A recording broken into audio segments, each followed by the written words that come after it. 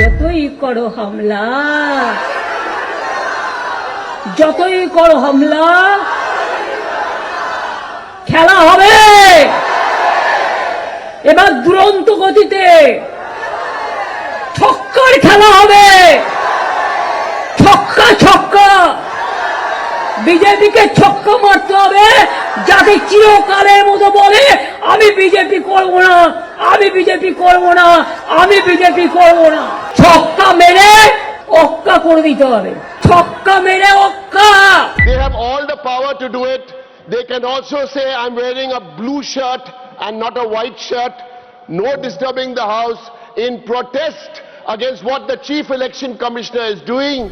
We, my party, the All India Trinamool Congress, is walking out for the day. ভোটের ফল কি EVM খোলার আগেই ঠিক হয়ে গেছে? গণতন্ত্রের উৎসব কি আসলে এক সুপরিকল্পিত প্রহসন? পশ্চিমবঙ্গের নির্বাচনের নির্ঘণ্ট ঘোষণা হতে না হতেই মধ্যরাত্রের অন্ধকারে যখন এক ধাক্কায় রাজ্যের শীর্ষস্তরের আমলাদের সরিয়ে দেওয়া হয়, তখন প্রশ্ন জাগে, দিল্লি কি তবে কেবল আম্পায়ার নয়, একাধারে পিচ কিউরেটর আর ওপেনিং ব্যাটসম্যানও?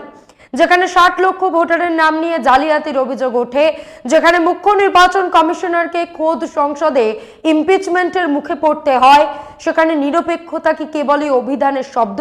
মমতা বন্দ্যোপাধ্যায়কে কি হাত পা বেঁধে সাঁতার কাটতে নামিয়ে দেওয়া হয়েছে, নাকি চাণক্য নীতির আড়ালে আসলে চলছে নগ্ন ইলেকশন ম্যানিপুলেশন? আজকের এপিসোডে আমরা ব্যবচ্ছেদ করব সেই নীল নকশার, যা বাংলার ক্ষমতা পাল্টাতে তৈরি হয়েছে দিল্লির কোনো এক ঠান্ডা ঘরে। নমস্কার, আমি মধুরিমা ভৌমিক, আর দৈনিক সংবাদ অনলাইনে আপনারা দেখছেন সত্যি আসলে বেদনাদায়ক। साल फारूसी को तमन्ना, साल फारूसी को तमन्ना, आज हमारा दिल में है, देखते हैं जोर किसका, बाजू कातिल में है। বড় খবর, পশ্চিমবঙ্গ নির্বাচনের নির্ঘণ্ট ঘোষণা হতে না হতেই রণক্ষেত্র তৈরি হয়ে গেছে। যে আশঙ্কার কথা আমরা গত এপিসোডে বলেছিলাম, নির্বাচন কমিশন যেন কোমর বেঁধে সেটাই সত্যি প্রমাণ করতে নেমেছে। লোকে বলেছিল কমিশন বিজেপির হয়ে খেলছে, আর এখন কমিশন নিজেই যেন চিৎকার করে বলছে, হ্যাঁ আমরা বাংলায় গেরুয়া সরকার গড়েই দম নেব। ভাবুন একবার, গত রবিবার ভোট ঘোষণার কয়েক ঘন্টার মধ্যেই মধ্যরাত্রে এক ঝটকায় রাজ্যের মুখ্য সচিব এবং স্বরাষ্ট্র সচিবকে সরিয়ে দিয়েছিল কমিশন। 24 ঘন্টার মধ্যেই বোঝা গেল এ তো সবের ট্রেলার, পিকচার এখনো অনেক বাকি। এক লহমায় সরিয়ে দেওয়া হলো রাজ্য পুলিশের ডিজি থেকে এডিজি, ল অ্যান্ড অর্ডার আইজির সঙ্গে কলকাতা পুলিশ কমিশনার। বদলির এই নির্লজ্জ ধরন প্রবীণ আমলাদেরও বিস্মিত করে দিয়েছে। পশ্চিমবঙ্গ ছাড়া তামিলনাড়ু এবং কেরালাও বিরোধী শাসিত, প্রায় একই সঙ্গে ভোট হবে এই দুই রাজ্যেও, অথচ শুধু মমতা বন্দ্যোপাধ্যায়ের সাজানো মাঠ তছনছ করে দিতে এমন নজিরবিহীন পদক্ষেপ করলো নির্বাচন কমিশন শুধু পশ্চিমবঙ্গেই। হয়তো আজকালের মধ্যে রাজ্যের জেলা স্তরেও আমলা আর পুলিশ কর্তাদের বদলির হিড়িক শুরু হবে। কিসের এত তাড়া, কিসের এত ভয়, কেন এই dead of night operation? Modi ম্যাজিকে কি তাহলে ভরসা শেষ হয়ে যাচ্ছে? বিশ্বের সবচেয়ে বড় রাজনৈতিক দল কাকে এত ভয় পাচ্ছে? গতকাল এই নিয়ে রাজ্যসভায় তুলকালাম হয়ে গেছে। তৃণমূল কংগ্রেস সাংসদেরা ক্ষোভে ফেটে পড়েছেন। রাজ্যসভায় দলের নেতা ডেরেক ওব্রায়েন প্রশ্ন তোলেন, কমিশনের ক্ষমতা আছে বলে কি তারা যা খুশি তাই করবে? প্রতিবাদে তৃণমূল সংসদ থেকে ওয়াকআউট করে। কিন্তু প্রশ্ন হলো, এই প্রতিবাদে কি কমিশনের সম্বিত ফিরবে, নাকি তারা কানে তুলো দিয়ে ঠিক করে ফেলেছে যে মমতা ব্যানার্জি সরকার ফেলতেই হবে? মোদী সরকার আসলে নতুন আইন এনে নির্বাচন কমিশনকে চয়ন কমিশন বা সিলেকশন কমিশনে পরিণত করেছে। নতুন ভারতের এই চয়ন কমিশনের মূল কাজ ভোট করানো নয়, কোন রাজ্যে কার সরকার গড়তে হবে তা আগে ভাগে চয়ন করা। বিহারে যে এনডিএ এমন ধুমধুমার জয় পাবে, প্রথমে তাবর সাংবাদিকেরা ওয়াচ করতে পারেননি, কিন্তু এসআইআর এ পুরনো ভোটার তালিকা থেকে 60 লক্ষ লোকের নাম বাদ যাওয়ার পরেই অভিসন্ধির খেলাটা পরিষ্কার হতে শুরু করে। কিছু বিশ্লেষক বলছেন এটাই নাকি প্রচন্ড বহুমতের খেলা। হরিয়ানা আর মহারাষ্ট্রে যে খেলা হয়েছে, কোথাও ভোট কেটে কোথাও ভোট জুড়ে, সেই একই ফর্মুলা এবার আমরা বাংলায় দেখছি।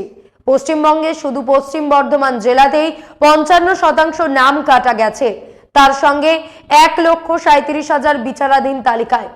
বুঝতে পারছেন, বিহারের পর এবার বাংলাতেও সেই অদৃশ্য ম্যানেজমেন্টের খেলা শুরু হয়ে গেছে। 15ই মার্চ বিকেল 6:45 পর্যন্ত দিল্লির বিজ্ঞান ভবনে ঘটা করে নির্বাচন কমিশনের প্রেস কনফারেন্স চলল। তার কয়েক ঘন্টার মধ্যেই ম্যাজিক, রাতারাতি বদলে দেওয়া হলো একটা রাজ্যের পুরো টপ অ্যাডমিনিস্ট্রেশন। গত 3 দশকে ভারতে এমন ঘটনা কি কেউ শুনেছেন? বিশ্লেষকদের একটা বড় অংশ বলছেন জ্ঞানেশ কুমার আসলে রাষ্ট্রীয় শাসকের ওই ওপেনিং ব্যাটসম্যান হিসেবে মাঠে নেমে পড়েছেন। লক্ষ্য একটাই, মমতা ব্যানার্জির গদি উল্টে দেওয়া, মারি ওরি পারি যে কৌশলে। পদ্ধতিটা একটু বুঝুন। সাধারণত নিয়ম কি? কোনো অফিসারের বিরুদ্ধে অভিযোগ এলে কমিশন তদন্ত করে, রাজ্য সরকারের কাছে সমমর্যাদার অফিসারদের একটা প্যানেল চায়, তারপর সেখান থেকে কাউকে বেছে নেওয়া হয়। কিন্তু এখানে কোনো নিয়ম নীতির বালাই নেই, যেন মনে হচ্ছে কোনো এক অদৃশ্য চাণক্য স্ক্রিপ্ট লিখে দিয়েছেন আর নির্বাচন কমিশন শুধু তাতে সই করছে। হ্যাঁ, নির্বাচনের সময় কমিশনের হাতে অসীম ক্ষমতা থাকে ঠিকই, কিন্তু সেই ক্ষমতা কি কেবল নিজের খেয়াল খুশি মেটানোর জন্য? পশ্চিমবঙ্গে যা হলো তা কি প্রশাসনিক রদবদল, নাকি সুপরিকল্পিত কোনো অপারেশন? আশেপাশের রাজ্যগুলোর দিকে তাকালে দেখবেন ঝাড়খণ্ড হোক বা ওড়িশা, সব জায়গাতেই যেন একই ছকে খেলা চলছে। দেশ জানতে চাইছে জ্ঞানেশ কুমার কি এই সিদ্ধান্তগুলো নিজে নিচ্ছেন, নাকি দিল্লির রিমোট কন্ট্রোলে বাংলার প্রশাসনিক কাঠামোকে দুমড়ে মুচড়ে দেওয়া হচ্ছে? পরিস্থিতি যেদিকে এগোচ্ছে তাতে একটা সোজা প্রশ্ন জাগে, এত নির্বাচনের ঝক্কি সামলানোর দরকারটা কি? যদি কোনো চাণক্যই ঠিক করে দেন কে মুখ্য সচিব হবেন আর কে ডিজিপি, তবে সরাসরি রাষ্ট্রপতি শাসন জারি করলেই তো ল্যাটা চুকে যায়। রাজ্যপাল তো আগেই বদলে দিয়েছেন, নিজের ফেভারিট লোককে বসিয়ে রেখেছেন। তবে এই গণতান্ত্রিক নাটকের কি প্রয়োজন? 2014 থেকে আজ 2026, গত এক যুগে একটা উদাহরণ দেখান তো, যেখানে কোনো বিজেপি শাসিত রাজ্যে এইভাবে একতরফাভাবে কোনো অভিযোগ ছাড়াই শীর্ষ স্তরের অফিসারদের রাতারাতি সরিয়ে দেওয়া হয়েছে। কমিশন বলছে তারা পর্যবেক্ষণ করছিল। তাহলে পর্যবেক্ষণের সময় কেন বলা হলো না? হঠাৎ মধ্যরাত্রেই কেন মনে হলো পুরো সিস্টেমটাকে উপরে ফেলতে হবে? পরিষ্কার বোঝা যাচ্ছে জ্ঞানেশ কুমারেরা এখন আর নির্বাচন কমিশন নন, তারা আসলে চয়ন কমিশন। কার ক্ষমতায় আসা উচিত, কার গদি উল্টে দেওয়া উচিত, সেটা ঠিক করার দায়িত্ব যেন তারাই তুলে নিয়েছেন। পুরো সিস্টেমটাই আজ রাষ্ট্রীয় শাসকের কাছে যেন বন্ধক রাখা। বিরোধী দলগুলো কি বা করতে পারে? রাজ্যসভায় গিয়ে চিৎকার করলে বলবেন বিশৃঙ্খলা সৃষ্টি করছে, তাই তারা গণতান্ত্রিক উপায়ে ওয়াকআউট করেছে। কিন্তু তাতে কি দিল্লির কানে শব্দ যাবে? আসলে ভয়টা অন্য জায়গায়। বিহার বা মহারাষ্ট্রে আমরা দেখেছি 95% স্ট্রাইক রেট, জনমতের বিরুদ্ধে গিয়েও ফল বেরিয়ে আসছে অন্যরকম। কেন? কারণ পর্দার আড়ালে সেই রহস্যময় ম্যানেজমেন্ট। পশ্চিমবঙ্গে যদি জনমতের পাল্লা মমতার দিকে ভারী থাকেও এই যে একতরফাভাবে টপ লেভেল রিশাফলিং, এটা কিন্তু অশনি সংকেত। জুডিশিয়ারি বা আদালতকে ইনভলভ করার পরেও যদি কমিশনকে এমন নগ্নভাবে ক্ষমতার অপব্যবহার করতে হয়, তবে বুঝতেই পারছেন বাংলার মাটি কাঁপছে, আর সেই কম্পন থামাতে দিল্লি এখন মরিয়া। একটা কথা আজ দিনের আলোর মতন পরিষ্কার, ভোট তো হবে পরে, কিন্তু তার আগেই মমতা বন্দ্যোপাধ্যায়কে তখ্ত উল্টে দেওয়ার একতরফা এজেন্ডা নিয়ে মাঠে নেমে পড়েছে কমিশন। কমিশন আর রাষ্ট্রীয় শাসক এখন যেন হরিহর আত্মা। প্রশ্ন হতে পারে এই যে রাতারাতি অফিসার বদল, এতে তৃণমূলের ক্ষতি কতটা? আসলে এখানে লাভ ক্ষতির চেয়েও বড় হলো মেসেজিং। নিচু তলার আমলাতন্ত্র থেকে সাধারণ মানুষ সবার কাছে দিল্লি একটা স্পষ্ট বার্তা পাঠাতে চাইছে, তা হচ্ছে মমতার বিদায় ঘন্টা বেজে গেছে, ফলে কেন্দ্র তাকে আর এক মুহূর্ত শান্তিতে বসতে দেবে না। এমন কড়া বার্তাতেই ভোটারদের একাংশের মন প্রভাবিত হতে বাধ্য। আসলে এই সবই এক ধরনের ভয়ের বাতাবরণ তৈরি করা, যে বাতাবরণের ইঙ্গিত দিয়েছিলেন ব্রিগেড ময়দানে স্বয়ং প্রধানমন্ত্রী। হুঁশিয়ারি দিয়ে বলে গেছেন সব অপরাধীর একটাই জায়গা হবে জেল, খুঁজে খুঁজে বার করে সব হিসেব চোকানো হবে। আর ঠিক তার পরের দিনই ভোট ঘোষণা হলো। সবই যেন কেমন নিখুঁত কোরিওগ্রাফের মতন, একদম টেইলর মেড। খেলার ছকটা একবার দেখুন। প্রথমে এলো এসআইআর, শুধু পশ্চিমবঙ্গের জন্য নিত্য নতুন নিয়ম কানুন বদলাতে লাগলো। তারপর বেছে বেছে একটি বিশেষ সম্প্রদায়ের লক্ষ লক্ষ ভোট কাটা হলো। তৃণমূলের ভোটারদের চিহ্নিত করে তালিকা থেকে বাদ দেওয়া হলো। 60 লক্ষের বেশি ভোটারের নাম নিয়ে জালিয়াতির অভিযোগ এখন সুপ্রিম কোর্টের প্রধান বিচারপতির নির্দেশে তদন্তাধীন। কিন্তু সেই তদন্তের ফল আসার আগেই যদি রাজ্যের পুরো টপ বিউরোক্রেসি বদলে দেওয়া হয়, তাহলে মমতা ব্যানার্জির হাত পা তো কার্যত বেঁধেই ফেলা হলো। নিন এবার গঙ্গায় সাঁতার কাটুন। মমতা বন্দ্যোপাধ্যায় শেষ অস্ত্র হিসেবে সুপ্রিম কোর্টে সশরীরে হাজির হয়ে আয়না দেখিয়েছিলেন, কিন্তু লাভ হলো কি? চয়ন কমিশন তো সেই কাজটাই করছে যা তাদের গুরুরা নির্দেশ দিচ্ছেন। আসলে তাদের তো বিরাট আইনি রক্ষা কবচ দেওয়াই আছে। ভোটের নামে যাই হোক না কেন, তাদের গায়ে আঁচড়টিও লাগবে না, অবসর গ্রহণের পরেও গোটা জীবদ্দশায় লাগবে না। মহারাষ্ট্র বা হরিয়ানায় উদাহরণ দেখুন, ভোটের সময় পিছিয়ে দিয়ে লটকিবহীন যোজনার কিস্তি ঢুকিয়ে ভোটারদের প্রভাবিত করার চেষ্টা হয়েছিল, কিন্তু আসলের খেলাটা ছিল পর্দার আড়ালে, ভোটার তালিকার কারসাজিতে। বাংলার মাটিতে রাষ্ট্রীয় শাসকের সেই বিখ্যাত ডাবল ইঞ্জিন কাজ করছিল না। কেন? কারণ এখানে পাইলট ছিলেন মমতা বন্দ্যোপাধ্যায়। বিজেপি না পেরেছে এখানে খয়রাতি বিলিয়ে ভোট কিনতে, না পেরেছে কোনো মোমেন্টাম তৈরি করতে। অগত্যা কি করবে? প্রথম অস্ত্র একেবারেই নিজস্ব স্টাইলে গরিব, অতি গরিব সাধারণ ভোটারদের ওপরেই নাগরিকত্বের বার্ডেন অফ প্রুফ চাপিয়ে দিয়ে এসআইআর, আর দ্বিতীয় অস্ত্র শীর্ষ স্তরের আমলাতন্ত্রকে এক ঝটকায় উল্টে দেওয়া। ভাবুন একবার, রাতারাতি যখন মুখ্য সচিব আর ডিজিপির মতন পদ থেকে সরিয়ে দেওয়া হয়, তখন নিচু তলার আইএএস বা আইপিএস অফিসারদের কাছে কি বার্তা যায়?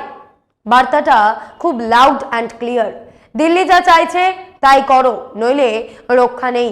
সবচেয়ে মজার ব্যাপার হলো, গেরুয়া শাসিত রাজ্যগুলোতে যেন সব দুধ দিয়ে ধোয়া। সেখানে কোনো অফিসারের বিরুদ্ধে কারচুপির অভিযোগ নেই, সব একদম পারফেক্ট। যেন কেবল পশ্চিমবঙ্গের অফিসাররাই সুপারি নিয়ে বসেছিলেন যে তারা কমিশনের কাজ নষ্ট করবেন।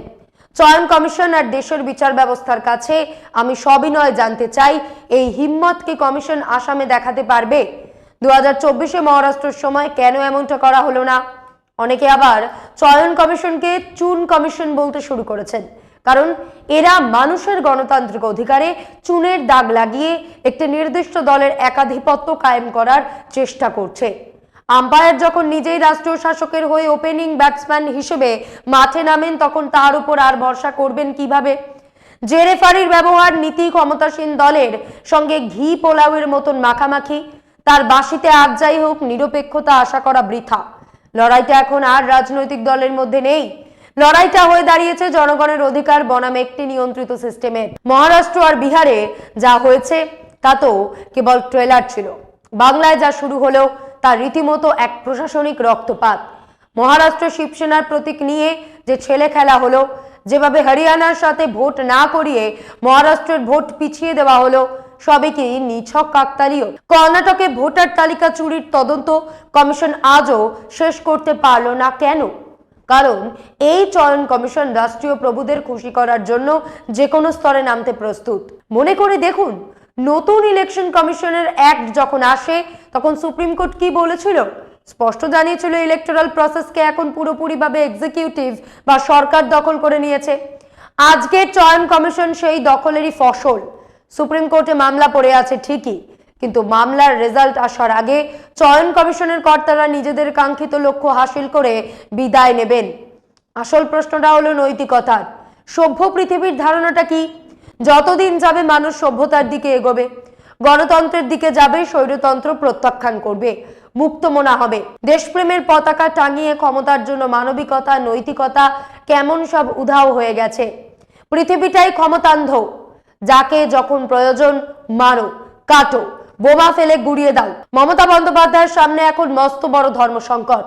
তিনি যদি এই অন্যায়ের প্রতিবাদে গর্জে ওঠেন, তবে বিজেপি প্রচার করবে দিদি ভয় পেয়েছেন, হার নিশ্চিত জেনে দিদি এখন কমিশনকে গাল দিচ্ছেন। কেন্দ্রে ক্ষমতা, নিজেদের পছন্দের অফিসার, আর আগে থেকে সাজানো ভোটার তালিকা, এসআইআর এর চিত্রনাট্য, সব যখন আপনার পকেটে, তখন এই ভোট কি কেবলই একটা লোক দেখানো নাটক নয়? একটা সোজা হিসেব বুঝুন। গত নির্বাচনে তৃণমূলের জয়ের ব্যবধান যা ছিল, তার চেয়ে অনেক বেশি বড় কারচুপি হয়ে গেছে ভোটার তালিকায়। 60 লক্ষ ভোটারের ভাগ্য নিয়ে ছিনিমিনি খেলা চলছে, আরো 63 লক্ষের নাম বাদ গেছে। এই অবস্থায় মমতা বন্দ্যোপাধ্যায়ের জয়ের রাস্তা কি আদৌ খোলা আছে? অনেক বিশেষজ্ঞ একে চাণক্য নীতি বলেন, কেউ বলেন নিখুঁত নির্বাচনী পরিকল্পনা, কিন্তু আমি একে খুব সাধারণ শব্দে বলি ইলেকশন ম্যানিপুলেশন। এই ম্যানিপুলেশন শুধু বুথে হয় না, এটা হয় ডেটায়, এটা হয় ভোটার লিস্টে, এমনকি গোটা নির্বাচন প্রক্রিয়ার রন্ধ্রে রন্ধ্রে। আর ঠিক এই কারণেই দেশের কোনো সাংবিধানিক প্রতিষ্ঠান আজ আর কথা বলছে না। গতকাল যা দেখলেন সেটা কেবল শুরু। কর্মকর্তাদের এই গণবদল বা মধ্যরাত্রের অপারেশন, এগুলো হিমশৈলের চূড়া মাত্র। আসলে খেলা এখনো অনেক বাকি। সবশেষে একটি জরুরি প্রশ্ন, চৌঠা মের ফলাফল হয়তো কোনো বিশেষ দলের উল্লাস বয়ে আনবে, শাসক আসে শাসক যায়, কিন্তু যে প্রতিষ্ঠানগুলোর উপর ভিত্তি করে গণতন্ত্র দাঁড়িয়ে থাকে সেগুলোকে ধ্বংস করলে শেষ বিচারে কোনো পক্ষই বিজয়ী হয় কি? আজ এই পর্যন্তই। এমন আরো বিষয় জানতে অবশ্যই সাবস্ক্রাইব করুন, লাইক কমেন্ট শেয়ার করুন। দেখতে থাকুন দৈনিক সংবাদ, শুধু নামই যথেষ্ট।